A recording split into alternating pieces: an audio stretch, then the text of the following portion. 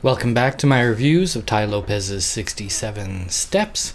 This is step number 52, Pareto Efficiencies and achieving the ultimate win-win with a level 3 approach to life.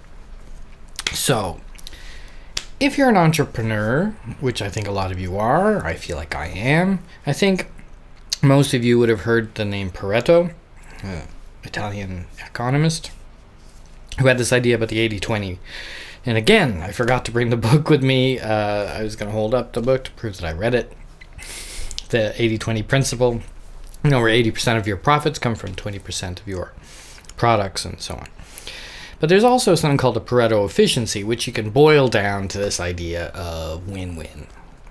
And the great thing about that is if you go for a Pareto efficiency, it reduces the risk because both sides of the transaction are looking for the transaction to succeed. And it's very difficult to sustain a win-lose or a lose-lose.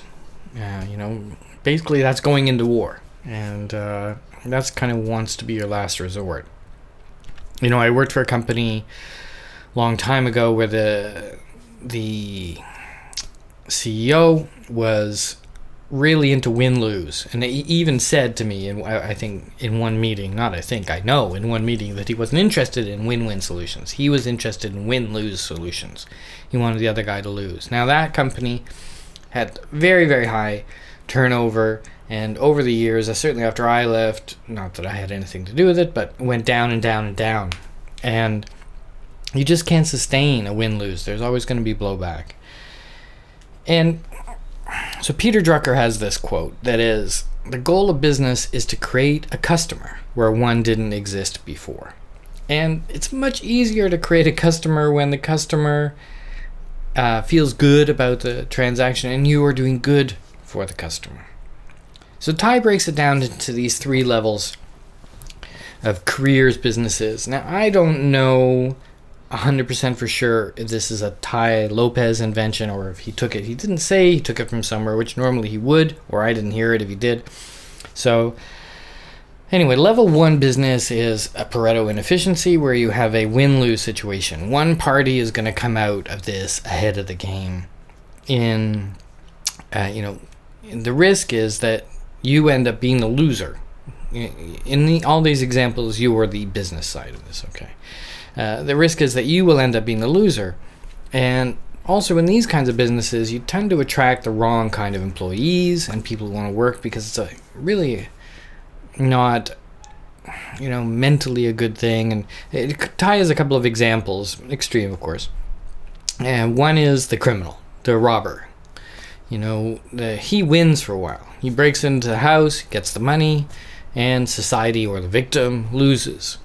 But over time, he will hopefully get caught and things turn around. He becomes the loser, significant loser. And, not all things are criminality. But, that's an extreme example, but that's a perfect example of win-lose. Another one, which is very interesting, he brings up, is the fast food industry. They're making lots of money. Are we as society winning? I don't think so. In the short term, okay, we can go and eat. But in the long term, the health of society plummeting. Not only due to fast food, of course, but fast food is a big contributor to that.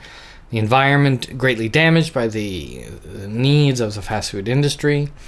And eventually, so society wins. And then the flip side is that pressure is put on these companies to change. Eventually, boycotts or changes. Even look at McDonald's, they've changed dramatically, more salads and things like this. So if you're in a level 1 business as an employee or it's your business, Tai's recommendation, and I totally agree with this, is to try and turn it around. Get out of it if possible, or if you have to, over the next 18 months. You don't have to cut your nose off right now, but try and get out of it. You're not doing any good. And a lot of this 67 steps is about the greater good. It's about developing your business and your brain and your intention, and it's hard to do that when you're out to make the other people lose. So that was level 1 business. Level 2 is kind of like neutral. Nobody really wins, nobody really loses. There's this, I love this saying that, good is the enemy of great. Well, this kind of business is a good business. It's not a great business. One of them, like a hotel. Hotels are pretty basic. And most hotels, I know there's some other ones, but most hotels, it's just a room with a bed and some stuff, and that's it. You're not doing any harm, really. You're not doing so much good. It's just a blah kind of business. You can make a lot of money doing it, but you're not bringing a lot to the game unless you're very special. And then if you're very special, maybe you're doing actually a level 3 business. By the way, a level 2 business is hard to say get out of it in the next 18 months. It's just kind of a blah, So level 3 business, though, this Pareto efficiency, this win-win situation, where people they're happy to give you their money, because you're giving them something that they value and that they can see value over time. It's not about spirituality, though. You can easily see how a spiritual business that's an honest spiritual business, if there is one, a spiritual business, is obvious like that. But, there's many other examples as well. This is not about spirituality. It's about success. This is the best way to success. We're going to talk about value in the next one after this. But, you're giving people something and that they place high value on. So, of course, they're going to give you the money, and they'll gladly give you the money. And the other thing is, even if you kind of screw up, they'll say, oh, you know what? You did so good for us for so long. You made a mistake. We'll forgive you that mistake. Don't keep on making mistakes, but we'll forgive you that one, A quote from Joel Salatin, a good system has forgiveness built into it. That's what this system is, You can make a lot of money. You have less friction from your customers, more forgiveness from your customers. Just give more, And you can see this, great waiters in countries where you have tips, great waiters get great tips, get great loyalty. I mean, there was this one waiter when I was living in Spain. When he moved, I went to the restaurant. I followed him around. He was a great waiter. And, the downside, of course, of a level 3 business, the only downside I can think of is that you have to be more creative. You have to put yourself out there. The more you invest into the business, and I don't mean money, that you're putting yourself out there a great deal, but it'll come back to you if you're doing the right thing. And of course, this applies not only to business. In a diet, you can eat food that's good for the environment, or at least better for the environment. We have rice farmers around here. I eat rice from those guys. We have a lot of local produce. I live in a big city, but not too far from me. I can go and get these things. It's, those things are better than mass-produced things from far, I think. That's my feeling. Happiness. A lot of people get happiness from chemicals, and there's two sides of this. You can get your chemicals like drugs and alcohol, but, that's a win-lose. That's a level 1 thing. In the short term, you may feel good, but tomorrow you don't feel so good, and your body is going to be devastated by that. But you can go from another chemical, right? You can get that chemical from exercise.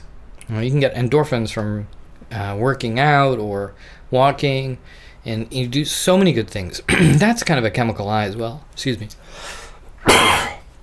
Maybe I'll cut that out.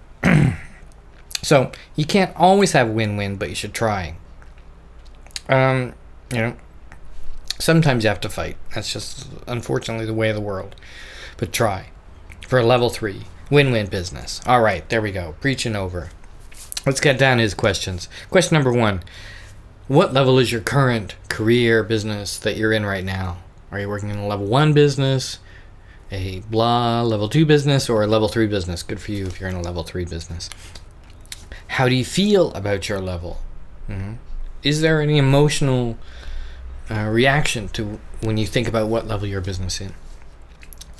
What's your transition plan to move you up from 1 to 2, 2 to 3? Is there one? And apart from your career, we've got health, wealth, love, happiness, fulfillment. In those other 3, we talked maybe about the wealth part, business part, but in health, love, fulfillment, how do you apply these principles, the level 1, 2, 3? It's fascinating discussion, moralistic discussion, living with intention and all that. I hope you're liking this. Reviews that I'm doing, again, I do it for myself. I'm glad you join in, and we'll see you soon. We're at step 52, so not so long to go. Thanks.